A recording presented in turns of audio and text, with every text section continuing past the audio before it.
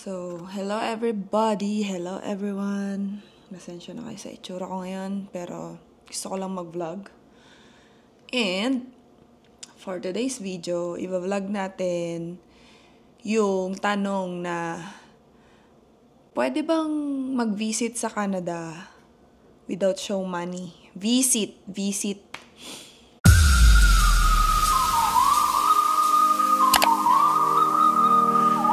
Actually, possible. Possible siya kung naging mabuting kamag-anak ka sa kamag-anak mo dito sa Canada. Joke. Or naging mabuti kang kaibigan sa mga naging kaibigan mo na nakapunta dito sa Canada. Or, kung meron kang mabait na kaibigan o kamag-anak sa Canada na willing mag-support financially sa'yo or nang magbigay ng lahat ng documents na kailangan ng Canada to prove na kaya kang suportahan ng kamag-anak mo. And, siguro,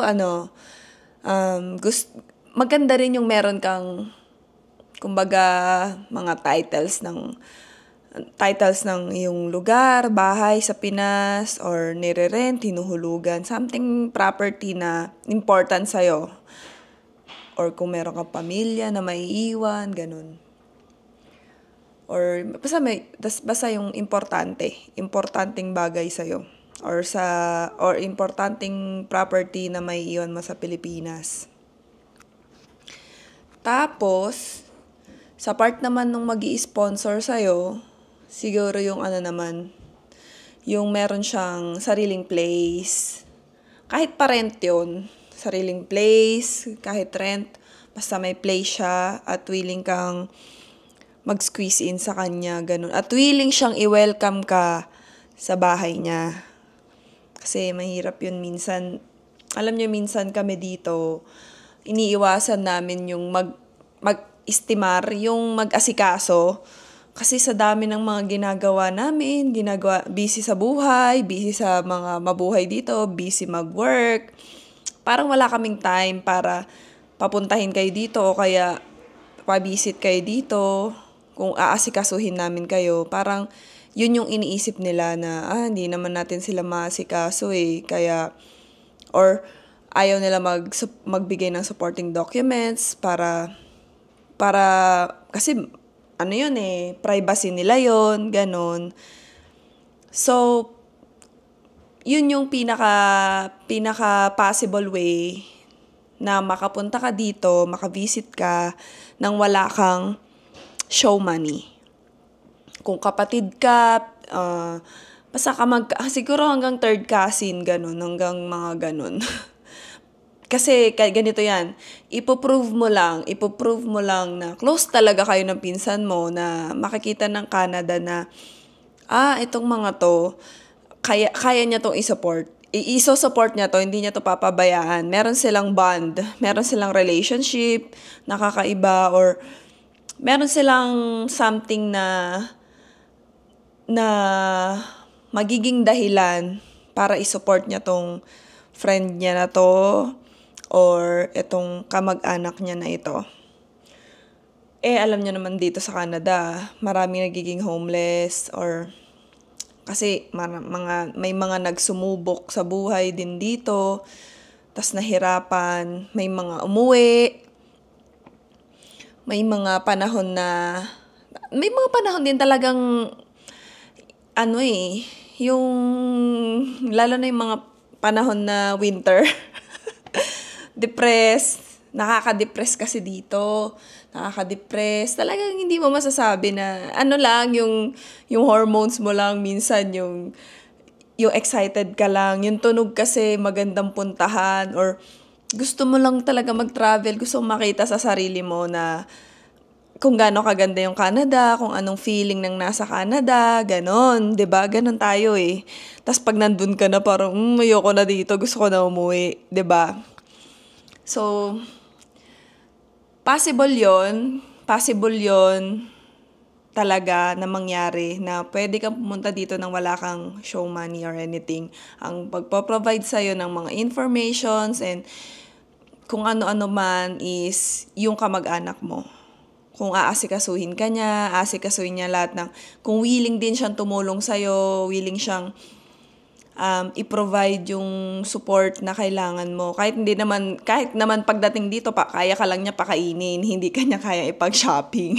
Yung mga ganong bagay. Kasi mahirap buhay dito.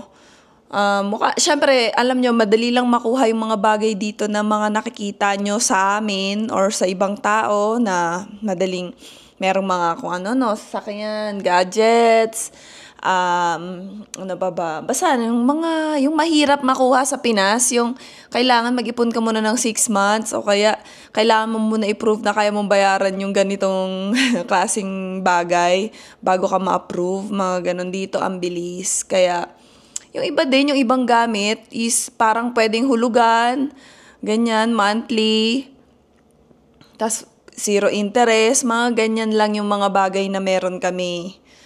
Ganun. Kaya, kumbaga, siguro sa part ng mga magi-sponsor sa inyo, subukan nyo lang magtanong sa kanila na, pwede nyo ba kaming, i-support para naman kami din makapunta or makapasyal dyan, ganon. Siguraduhin nyo lang, siguro, na wala kayong alitan ng friend mo, nung kamag-anak mo or friend mo. Or kung sino mang kaibigan mo dito, na ganun. Kasi maraming documents na kailangan sa kanila.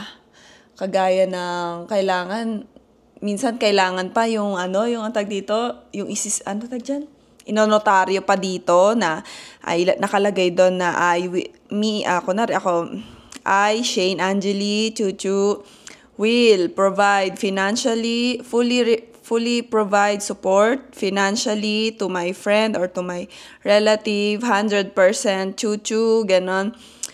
Not limited to tickets, accommodation, and everything na kailangan ng isang taong necessary para makapunta dito at makapag-stay ng kahit ilang buwan. Kasi once ma-approve ka doon, meron kang 10 years para magpabalik-balik dito sa Canada. 10 years yun. Tapos, ang application, ang price nun is, bale, $185 Canadian dollars. Kasi yung 85 doon, biometrics, dyan sa Pinas. Tapos, yung $100 is for application fee. Tapos, ang iisipin mo na lang is ticket mo. Ganun. So, marami ding paraan. Kung hindi ka naman i-fully support, kung kaya mo naman, mukha namang mayaman ka naman sa Pinas, kaya mo talagang pumunta dito para lang pumasyal, ano naman yon, ibang usapan. Yun talaga, kailangan ng show money yon. Show money, bank account. Kadalasan kahit may show money na nare-reject. Kasi sa sobrang dami ng show money, baka hindi ka na umalis ng Canada kasi kaya mong mabuhay sa Canada with that show money. Ibig sabihin, kaya mong magbayad or kung anong klaseng way mo para makapag-stay ka lang dito sa Canada, parang, kumbaga, hindi ka nila, parang i-reject nila. Kasi, kunwari, may mga friend din naman ako na, kunwari, hindi naman, meron silang travel history, sabi nga niya, nakakapunta daw sila ng UK, nakapunta talaga sila ng UK, lahat, ang dami nilang napuntahan na lugar, Japan, and, lahat ng merong, alam niyo, may mga visa. So, nakapuntas na pa rin na reject. Ang doon, not enough travel history daw, sabi niya. Pero ang weird, 'di ba? Minsan talaga hindi doon nagbe-base ang Canada. Hindi talaga sila nagbe-base sa ganon, sa pera or sa travel history. Minsan andun sila sa gitna. Kasi mararamdaman nila sa application mo 'yun eh.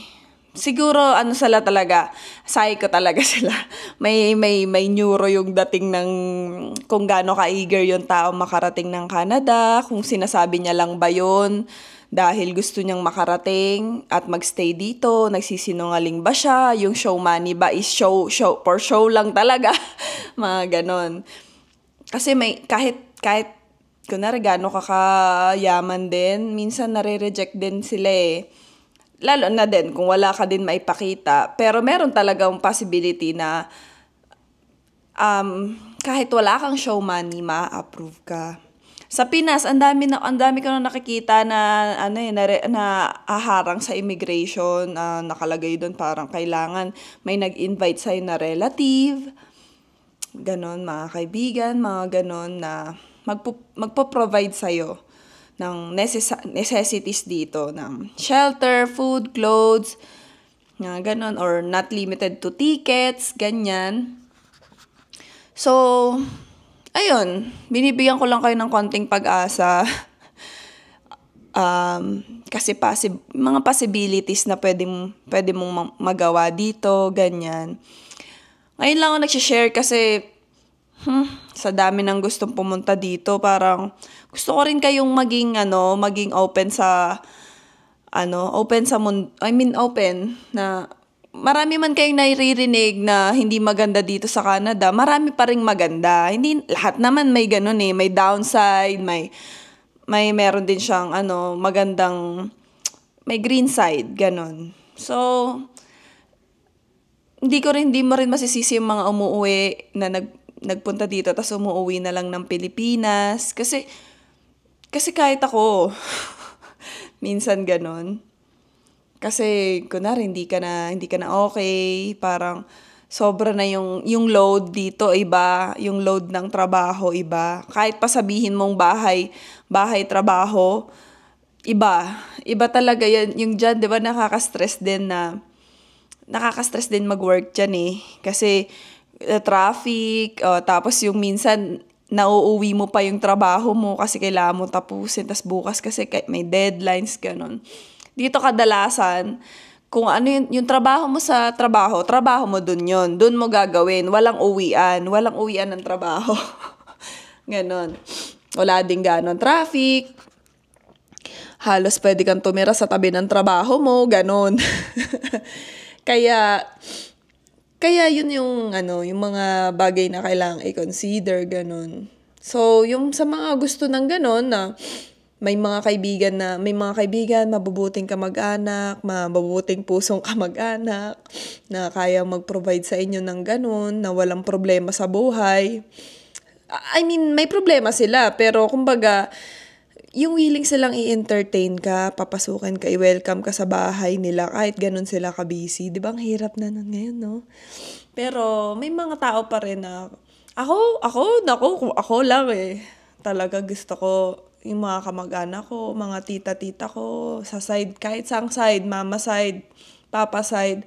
Gusto ko papuntahin sila dito, gusto ko silang makapasyal, mga pinsan ko, lahat gusto ko papuntahin kasi kaya lang, wala naman akong work. Tsaka asa lang ko sa asawa ko. Syempre, kasi sinong gagastos ng pagkain nila? Yung di ba? Pero alam yung asawa ko naman is, naman yan, mabait yung asawa ko talaga. Willing to support siya. Hanggat kaya niya talaga, trabaho siya. Hanggat kaya niya mag-support sa mga, kakayanin. Pero ayoko lang siyang, alam mo yun, syempre ayoko siyang abasuhin. Asawa ko yun Diba? So, yun. Sa mga susunod na panahon, dahil alam ko na yung gagawin, sana, magawa ko rin yun sa mga susunod na panahon. Kahit dito lang sila matulog kami dito, yung mga sopa, gawing sofa bed, di ba? Masaya kasi marami Yung malungkot yung lugar, pero masaya kayo sa isang bahay, ganun. Kaya okay na din yun. So, yun. So, yung mga next kong vlog, siguro, dahil marami akong nakikita, alam mo yung vlog ko ng mga 2020 to 2021 ata yun, na how to visit to Canada, ganun. Marami pang naghahanap ng comments doon. I mean, nakikita pa ako nagko-comment doon. Kaya siguro, i-share ko na lang din yung mga updates, yung mga ginagawa ko netong mga taon para i-guide din yung mga gusto na makapunta dito na mga natin, kamag-anak, Pilipino, mga kababayan, ganyan na yung parang nakikinikinita nila yung sarili nila na baka someday makapunta kami ng Canada. So, ayun, isa yun sa mga mga positive vibes ba na may possibility talaga. Hindi mo alam yung plano sa'yo ni Lord, kaya tiwala ka lang. Kasi minsan naisip ko rin, i-share ko na lang. Kasi maraming nagsasabi sa akin na, oh, yung talent yan, yung mag-documents, magpa-apply ng mga visa, talent yan. Kung talent to, ibibigay ko na lang. Hindi ko na pagkakitaan ko daw. Pero, wag na, i-share ko na lang. Kasi, alam mo, mahirap buhay, tapos magbabayad ka pa, 'di ba? Kaya ko naman i-share. Basta, waiting lang kayo sa kung kailan ko may share kasi wala akong panahon minsan. Minsan hindi ako feeling well. Feeling sick talaga. Feeling down talaga minsan. So, yun. Shinare ko lang. At sa mga susunod na vlog, siguro, yun i-share ko din yung ibang paano mag-apply sa ngayon ng mga visas and everything, walk through sa mismong documents, ganyan. Updated ngayong 2024. So, see you guys and God bless. And sana nabigyan ko kayo ng feeling possibilities, ganon. So, bye-bye.